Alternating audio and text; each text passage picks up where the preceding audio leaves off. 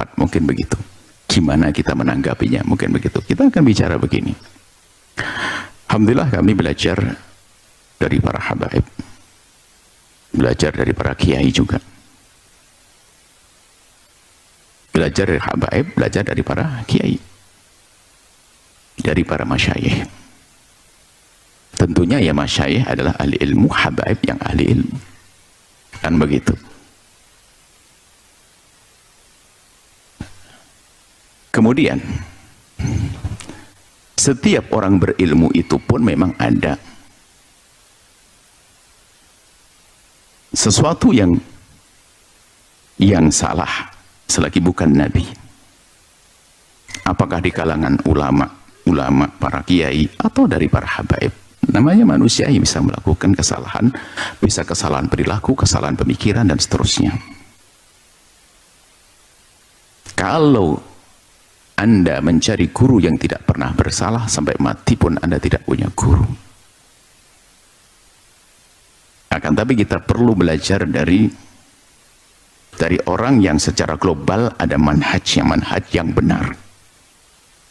Silsilah ilmu sambung kepada akidah yang benar sudah. Kalau ternyata ada, misalnya di antara para imam sendiri pun di antara mereka saling kritik. Saling kritik. Jadi antara para imam itu udah saling kritik, tapi kritik mereka kritik beradab. Bahkan kadang menafikan keilmiahannya ulama yang sebelumnya. Dan itu sudah biasa, tapi tidak menjadi fitnah. Ya, sekarang ini yang menjadi masalah, ada sebagian orang ingin mencari kesalahan kelompok tertentu untuk diangkat, untuk digunakan menjatuhkannya. Kalau begitu rumus hidup manusia kayak begitu, itulah penghancur keindahan. Jadi tidak menemukan satu kelompok kecuali kita cari jeleknya lalu kita angkat. Tidak ada sekelompok manusia kecuali kita cari jeleknya kita angkat. Mungkin kalau kita di tatanan kehidupan, misalnya kita pergi ke namanya instansi atau apa, kepolisian misalnya, ketentaraan atau apa, kita cari polisi yang jelek, lalu kita katakan polisi gak benar. Nah, ini kan saya curang, kita nggak jujur dalam hal ini. Atau wah, ketemu Gus, ada satu Gus yang salah, langsung kita jadikan alasan dasar Gus. Nah, kenapa kok saya curang begini? Berarti saya ingin menanamkan kebencian. Gus itu ada yang belajar sampai menjadi orang alim, ada Gus nggak sempat belajar lalu kepleset. Maka sungguh saya ini adalah penfitnah kalau saya hanya mengambil bagian dari ketidakbenaran Gus ini. Gus tahu Gus ya? Gus itu anaknya kiai kalau Jawa Timur tuh. Nah, saya hanya mencari modelnya Gus yang nggak benar lalu saya angkat untuk namakan kebencian. Awas, hati-hati, jangan dengan dua pesantren, Gus-Gusnya nggak benar. Loh, saya fitnah, ngapain? Lah model manusia begini loh penghancur kerusakan, buat kerusakan. Habaib, dicari omongan habaib yang nggak benar lalu diangkat lalu mengatakan habaib begini, doktrin tentang khurafat dan sebagainya. Kami belajar dengan habaib. Anda pun juga melihat apakah saya menghadirkan khurafat atau sesuatu yang tidak masuk akal. Kalau ada, sampaikan pada kami akan berubah. Kami belajar kok. Bahkan mungkin sesaat kami jadi guru Anda, tapi Anda lebih sering jadi guru kami kok. Kenapa? Maka yang perlu diperhatikan, ini loh penfitnah, pengen menanamkan kebencian. Ketemu kiai langsung dicari kejelekannya. Nanti ada mencari kejelekan pondok. Pondok kan ribuan, hanya ada 5 pondok yang nggak benar langsung diekspos. Pondok adalah bukan tempat yang aman lagi buat para santri. Dia penfitnah kan? Habaib, khurafat, semuanya. Loh, ada 1-2 habaib yang tidak sempat belajar dengan benar barangkali, lalu omongannya salah-salah. Apakah itu akan jadikan kita ukuran? Saya belajar dengan para habaib, saya mengetahui ilmu-ilmu beliau juga, karena kita belajar dari beliau. Dan setelah itu ilmunya kami serap, kami rekam, kami sampaikan. Mana khurafat? Tapi ada habib ini, loh, itu yang itu. Saya kan tidak ngambil yang itu. Sama, saya tidak ngambil Gus sama kiai itu yang nggak benar, ya jangan diambil dong.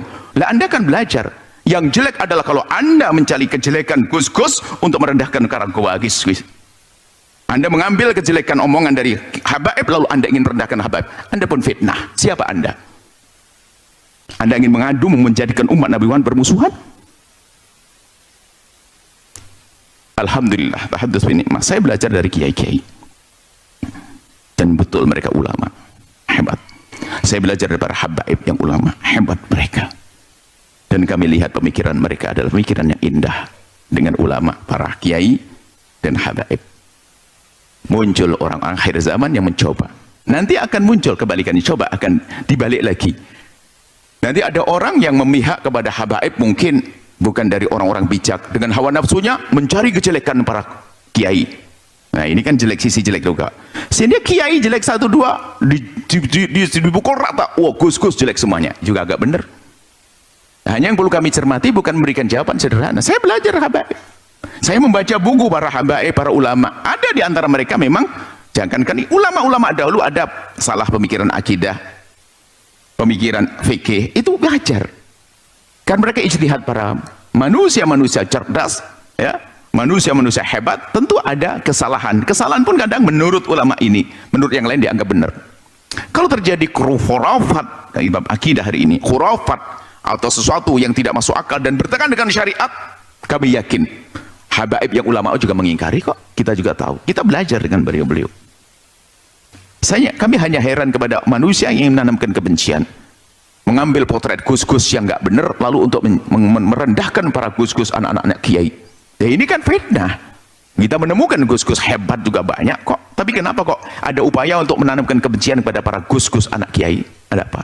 Memang ada gus-gus anak kiai nggak pernah belajar, ada. Hanya menempeng nama bapaknya, ada, nggak belajar. Bukan itu suri toladannya. Gus-gus anak kiai yang belajar begitu. Apakah gara-gara ada gus yang nggak belajar, perilakunya nggak benar, lalu oh dasar kiai nanti penerusnya adalah gus-gus begitu. Nah ini kita fitnah. Gus yang belajar kenceng juga ada kok. Di usia muda menghafal Quran, tawadhu. Nah, ada banyak kita menemukan orang-orang seperti itu. Sama di kalangan habaib pun juga demikian. Jadi permasalahan kita bukan urusan habaib ada yang salah, gus yang salah. Manusia yang mencoba mengangkat mengangkat sisi-sisi tertentu untuk membuat permusuhan. Penfitnah dia. Pembuat kerusakan di muka bumi. Dia mau berguru dengan siapa? Kalau orang itu Anda lacak orang yang suka mengangkat-ngangkat begini. Anda lacak, gurunya juga punya kesalahan kok. Dan kita pun tidak perlu mencari kesalahan gurunya. Oh, gurunya manusia. Memang gurunya Nabi. Atau dia sendiri, dia bukan kesalahan. Apakah dia Nabi? Dia juga punya kesalahan. Apakah Nabi mengajarkan yang demikian? Ingat, kalau Anda mencari guru yang tidak punya salah sampai mati, Anda tidak punya guru. Ayo kita belajar adab. Belajar tata krama. Umat Islam jangan jadi bahan tontonan. Orang di luar Islam ribet urusan hal-hal yang sungguh dijauhkan dari rahmat Allah. Orang yang menggugah ketentraman menjadi sebuah permusuhan, menjadikan ketentraman menjadi permusuhan. Akhirnya permusuhan. Apa yang Anda inginkan, hai hamba Allah, yang mungkin Anda mengatakan sebagai seorang yang punya ilmu dan sebagainya, Anda membuat kerusakan kalau hanya menfitnah-fitnah semacam itu. Anda menfitnah kiai, menfitnah habaib, sehingga mengajarkan permusuhan, sehingga nanti pendukung-pendukungnya pun juga berkembang, dan pendukungnya orang alim, orang tidak alim. Yang kelompok tertentu, kelompok mungkin yang anti habaib dia, kelompok habaib akhirnya anti ulama. Ini kan naudzubillah. Sementara yang kita temukan ulama dengan habaib adalah bersatu. Enggak usah nanti dibuat cerita buat permusuhan. Dari mana permusuhan? Kami duduk dengan habaib yang duduk manis dengan para ulama, para kiai. Bahkan bukan sampai di situ, kami mengambil, saya wadai ilmunya kiai dan ilmunya habaib, nggak ada masalah. Kenapa? Saya tidak merasa malu mengatakan saya belajar dari para habaib, saya belajar dari para kiai. Kalau saya salah pemikiran saya, tentu waktu saya ngantuk dan sebagainya, jangan dihubung-hubungkan dengan yang lainnya. Cuman saya sedih dengan manusia-manusia yang ingin mengangkat sesuatu untuk menanamkan kebencian. Bukankah Nabi mengajarkan cinta? Apa yang Anda inginkan? Ustadz viral? Atau syaitan viral? Momen nih saya harus, Allah Allah. Saya pun juga tidak boleh masuk suudon di sini. Maksudnya segala bertanya, apa yang Anda inginkan? Pengen dianggap orang paling hebat? Mengkritiki pesantren, mengkritiki ulama, lalu satu sisi mengkritiki habaib dan sebagainya. Hidup itu untuk menjadikan dunia ini baik, bukan untuk menghancurkan. Ini harapan, ini kepada semua. Mungkin ada di antara kalangan habaib yang mungkin ada sedikit maaf, atau mungkin keluar dari jalur, tinggal ayo kita ajak diskusi masuk ke jalur yang benar. Mereka manusia, tentu ada pemikiran yang wajar. Di karangan para kiai juga ada itu. Yang nggak boleh adalah untuk mengambil sisi negatif, untuk diangkat, untuk menjadikan sebuah permusuhan. Berarti Anda menginginkan Gus ini adalah maksum, Gus-Gus itu maksum, nggak boleh salah, atau Anda menginginkan habaib maksum, nggak bisa salah. Anda itu punya akidah apa? Kok Anda seperti itu? Anda bisa, kami belajar dari para habaib dan para ulama, dan Anda melihat hasilnya yang akan kami sampaikan. Apakah ada khurafat di sini? Sesuatu yang tidak masuk akal. Kalau ada, sampaikan kepada kami akan berubah kalau itu salah. Justru kami senang kalau dapat ilmu baru. Kritik bagi kami adalah ilmu baru. Tapi fitnah adalah neraka yang disodorkan. Kami tidak mau ikut-ikut. Kami cinta para kiai, cinta para gus-gus yang mereka anak-anak kiai yang hebat, cinta para habaib. Mereka adalah juga di antara mereka banyak ulama-ulama.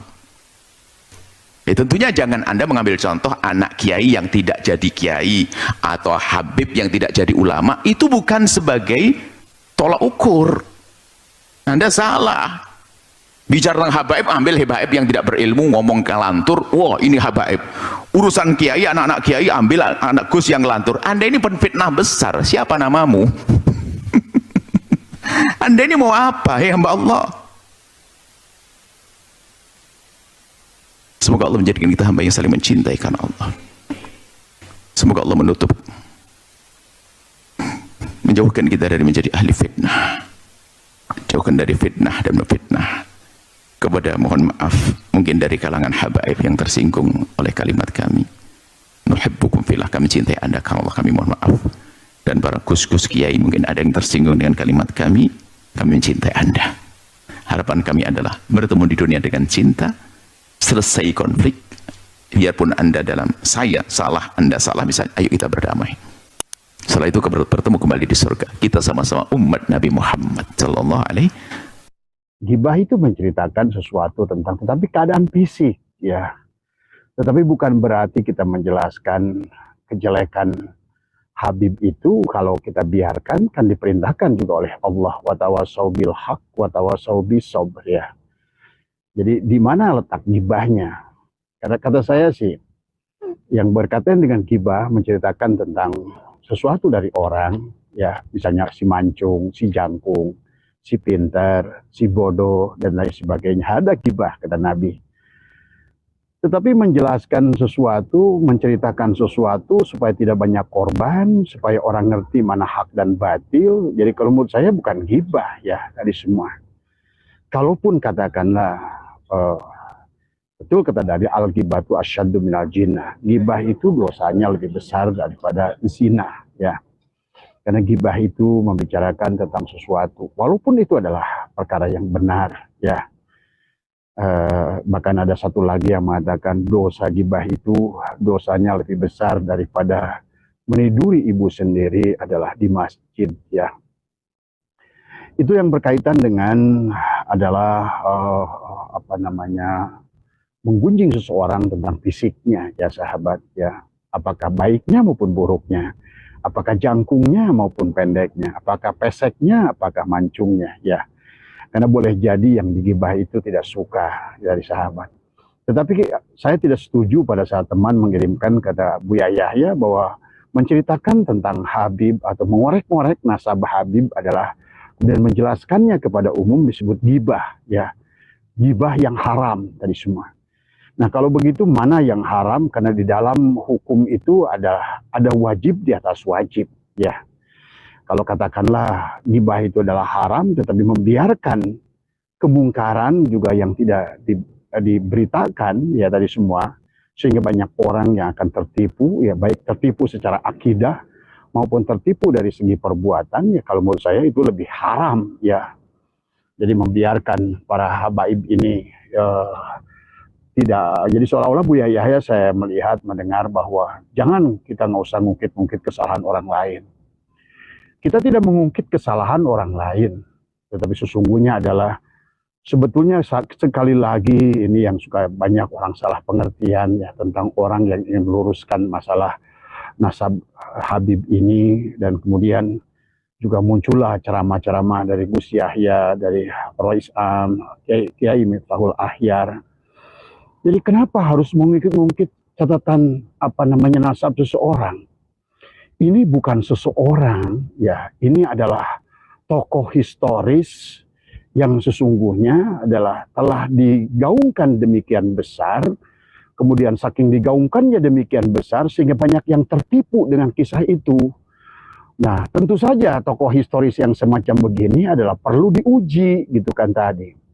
Tapi kalau kisahnya tentang Mang Somad, tukang comro, Mang Mamad, tukang baso, Mang Asep, tukang parfum, ya catatannya nggak ada yang apa-apa. Karena saya bukan tokoh historis dan saya juga tidak menipu orang lain gitu kan tadi. Tapi menisbatkan sesuatu kepada nasab yang agung, yang mulia, kemudian membuat kisah-kisah khurafat yang palsu, menciptakan tokoh yang palsu, saya tidak melihat di sisi mana gibahnya, ya gitu kan tadi. Justru ini adalah untuk menyampaikan kata sesuatu yang hak, adalah untuk disampaikan kepada masyarakat. Dan saya yakin ulama-ulama yang sudah mempelajari sejarah, mempelajari filologi, mempelajari ilmu nasab, tidak akan bicara Kiai Imaduddin itu kecuali dengan penelitian yang teliti. Tidak akan bicara Profesor Manasem Ali itu kecuali beliau ada seorang profesor ahli filologi. Tidak akan bicara Dr. Sugeng ahli genetika kecuali dengan hasil penelitian semua. Apakah menceritakan kembali itu sebuah gibah? Tadi semua. Nah, ini kan bahaya kalau seandainya pelarangan gibah dikaitkan dengan penelusuran hak kebenaran daripada seseorang yang menisbatkan dirinya kepada Dzurriyyat Rasul, kemudian dia gunakan untuk menipu umat, bahkan membelokkan akidah tadi semua ya. Bahkan saya dapat video tadi pagi ya, ini nggak tahu, mudah-mudahan oleh Buya Yahya tidak disebut gibah. Ada seorang Habib yang berkata bahwa kakeknya itu dia adalah sholat selama 40 tahun hanya dengan sekali wudhu. Ini saya bingung menjelaskannya tadi semua ya. Bagaimana adalah memahaminya ya. Wudhu, saya juga mengerti tentang Tuan Syekh Abdul Qadir, adalah beliau 25 tahun adalah sholat subuh dengan wudhu isya. Karena mereka tetap wudhu isya, bukan sekali wudhu untuk ibadah 40 tahun. Nah ini kan yang kayak begini apa disebut gibah, wahai Buya Yahya tadi semua.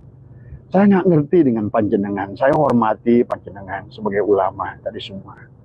Tetapi tolong dibedakan mana gibah, tentang mana menyampaikan kebenaran, apalagi ini yang berkaitan dengan seseorang yang menisbatkan kepada orang yang diagung-agungkan. Saking agungnya itu akhirnya orang percaya bahwa mereka bisa bisa membayar malaikat munkar wa nakir. Mereka percaya bahwa mereka itu adalah bisa mematikan api neraka. Mereka percaya bahwa orang ini adalah bisa menjamin Anda ke dalam surga. Nah ini kan, ini yang kalau kita biarkan Buya Yahya, nanti kan korbannya banyak tadi semua. Baik korban secara akidah maupun korban karena mereka percaya dengan mereka, sehingga apapun yang mereka minta mereka akan berikan, dan buktinya banyak tadi semua ya, termasuk ya Abah sendiri 15 tahun yang lalu saya korban tadi semua ya. Ya inilah ya sahabat, karena saya percaya seseorang yang menisbatkannya kepada Rasul itu akan dipercaya oleh siapapun. Maka itulah kenapa Bani Fatimiyah di Mesir itu menguasai Mesir. Dia mengaku sebagai Bani Fatimiyah, tapi ternyata kan mereka bukan keturunan Fatimah. Demikian pula yang pernah terjadi di Afrika, sehingga mereka mengaku Dzurriyyat Rasul. Hanya dengan cara itulah mereka bisa hidup nyaman. Dan apalagi Buya Yahya, tolong baca sejarah baca saja buku Pandenberg ya, tadi semua. Siapa Habib itu? Kapan mereka datang? Untuk apa mereka datang tadi semua? Siapa yang mereka datang? Berapa jumlahnya? Kemudian siapa yang menggunakannya mereka di sini? Bagaimana hubungannya dengan Sonokorgronya? Bagaimana hubungannya dengan Vandenberg gitu kan tadi. Dari buku-buku Vandenberg kita mengerti tentang semua sejarah ini. Jadi kalau begitu kita harus diam dan kita menganggap menyampaikannya adalah sebuah ghibah, ya tentu saya tidak sependapat ya dengan Buya Yahya ya. Abah tidak sependapat dengan Buya Yahya yang untuk menceritakan tentang mereka menipu begini itu sebagai ghibah. Mereka mengakui sebagai Duriat Rasul dan mereka menceritakan kisah-kisah yang di luar masuk akal. Dan juga ada ulama yang masih mengatakan hanya orang tolol yang tidak percaya dengan karomah. Kita ini orang Nahdiyin ngerti karomah, mana khurafat, tadi semua ya. Kita mengerti ya. Dan kalaupun itulah kisah karomah, itu pasti akan terdata, terreportase dalam berbagai kitab sejarah. Jadi sekali lagi ya, tolong ya ulama yang masih mengatakan bahwa buat apa sih ngukit-ngukit nasab mereka? Nggak ada gunanya. Dari mana nggak ada gunanya? Sesungguhnya kan nasab mereka dinisbatkan kepada orang yang kalian imani sebagai Rasul. Imani sebagai adalah khotamun nabiyyin, nabi yang terakhir. Mengimani sebagai Rasulullah, bahkan kalian mengimani, mengharapkan syafaatul uzma dari beliau. Tapi pada saat ada sekelompok orang yang mengaku bahwa mereka adalah duriat dari Rasulullah, ya, sedang azan nih di sini, ya sahabat. Tetapi kan ini masalahnya. Jadi sekali lagi tidak ada kebencian sedikit pun saya kepada Habib, dan dari saya yakin dari ulama-ulama bukan dilandasi dengan kebencian secara zat. Yang disampaikannya adalah fakta sejarah, fakta filologi, fakta genetika, dan kemudian fakta dalam ilmu nasab. Jadi kalau kita menceritakannya, kalau menurut saya hak diceritakan. Karena buktinya dalam sekitar 100 tahun sudah banyak korban banget kepada Buya. Saya hormat pada Buya tadi semua. Tetapi masa berkata bahwa menjelaskan tentang mereka adalah ghibah tadi semua ya. Sementara yang dikisahkan oleh para ulama ya, Kiai Alwi, Kiai Nur Ihya, Kiai Maduddin, kemudian Tubagus Mogi dan lain semuanya adalah fakta yang ada ya. Jadi nanti kalau masyarakat dibenturkan pada ghibah, masyarakat nanti akan bingung. Begitu ingin menjelaskan kepada saudaranya, jangan, ini ghibah. Dan ghibah itu al-ghibah itu asyaddu minal zina. Ghibah itu dosanya lebih besar daripada zina. Akhirnya mereka tidak mau menyampaikan ketidakbenaran tadi semua ya. Dan juga inilah juga kita dianggap oleh orang-orang goblok tadi semua ya, tadi semua. Itu saja barangkali ya, dari siapa Mas Kanurdin yang kirimkan video Buya Yahya, terima kasih. Menurut Abah enggak, bukan ghibah. Menyampaikan tentang nasab Habib ini bukan ghibah ya, karena saya jamin tidak ada orang yang menyampaikan sesuatu yang berkaitan dengan Ba'alwi ini kecuali adalah sebuah fakta yang sudah melakukan verifikasi, fakta yang sudah dan sebetulnya untuk sederhana memahami tentang Habib ini, baca saja buku Vandenberg tadi semua ya. Sebegitu jelas Vandenberg menceritakan siapa Habib ini, kapan mereka datang dan lain sebagainya. Kemudian Hub de Jong juga menceritakan jumlah mereka yang mengaku Habib ini hanya 700, kemudian 20.000 adalah golongan masakin ya. Silakan buka dalam bukunya Hub de Jong bahwa mereka sampai di sini minta kepada Belanda untuk disayidkan, dijadikan tadi semua. Karena kalau kita lihat sejarah dari abad ketiga, abad keempat ya, baik itu adalah di Yaman sendiri, baik itu di Mesir, sesungguhnya adalah pengakuan mereka kepada menisbatkan dirinya pada Duriat Rasulullah itu sebetulnya hanya ekonomi ya. Demikian pula ya yang ada di Indonesia, semuanya adalah ekonomi ya tadi semua ya. Mereka bagaimana pada saat mereka datang ke sini adalah ya sesungguhnya semuanya adalah berlandaskan ekonomi, bukan agama, sekali lagi. Jadi tolong pahami ya siapa Habib, siapa Syahid, siapa Syarif, dan juga buat Gus. Ya jangan anggap ini adalah persoalan nyamuk ya. Kenapa harus menggunakan meriam untuk membunuh nyamuk? Ya sesungguhnya masalah ini kata menurut saya kalau dikaitkan dengan Rasulullah dianggap persoalan nyamuk, ini terlalu gegabah tadi semua ya. Apalagi kan sudah banyak faktanya, videonya, bahkan sudah ada teman kami berkata sudah dikirimkan ratusan video tentang pemalsuan makam, pemalsuan. Masa nggak cukup itu adalah kepada negara membahayakan karena pengakuan eksistensi negara, kepada agama membahayakan karena pengakuan sebagai duriat Rasulullah SAW, tetapi digunakan untuk mencari makan. Lihat ada sebuah Habib kan yang lihat videonya, hai Katolik, berapa katanya kamu untuk Muhammad? Coba baginda Nabi Muhammad seenaknya saja dia mengatakan, berapa yang kau bisa korbankan untuk Muhammad? Seekor sapi 100 juta. Ini kan agama sudah dijadikan sebuah candaan ya, dan sudah penghinaan kalau menurut saya kepada junjungan alam baginda Nabi Muhammad SAW. Dan penghinaan adalah kepada duriat baginda Nabi Muhammad SAW yang asli, yang arif mereka, yang baik bahasanya, yang berilmu, dan mereka humul menenggelamkan dirinya, menyembunyikan dirinya dari pengakuan sebagai duriat tadi semua. Ya Allah, ya Karim, semoga ya buat masyarakat yang menerima video dari yang mungkin beredar sekarang di TikTok, di YouTube adalah tentang Gus Yahya yang mengatakan bahwa menceritakan tentang Habib ini adalah gibah, karena gibah itu implikasinya memang berat tadi semua ya. Tapi kalau menurut saya menyampaikan kebenaran adalah sesuai dengan fakta dan adalah dengan tujuan nawaitunya adalah menyelamatkan banyak orang daripada doktrin palsu, kalau menurut saya adalah sesuatu yang hak yang harus disampaikan ya. Tadi jadi kalau pemening-mening, kalaupun ini masih ada gibahnya, ya tetap yang haknya lebih kuat ya. Bukankah dalam wajib ada yang lebih wajib tadi semua ya. Itu saja barangkali. Makanya kita gunakan kaidah usul fikih, mendahulukan ajas maslahat daripada yang madarat. Yang maslahatnya lebih banyak daripada madaratnya yang lebih kecil. Karena untuk mendapat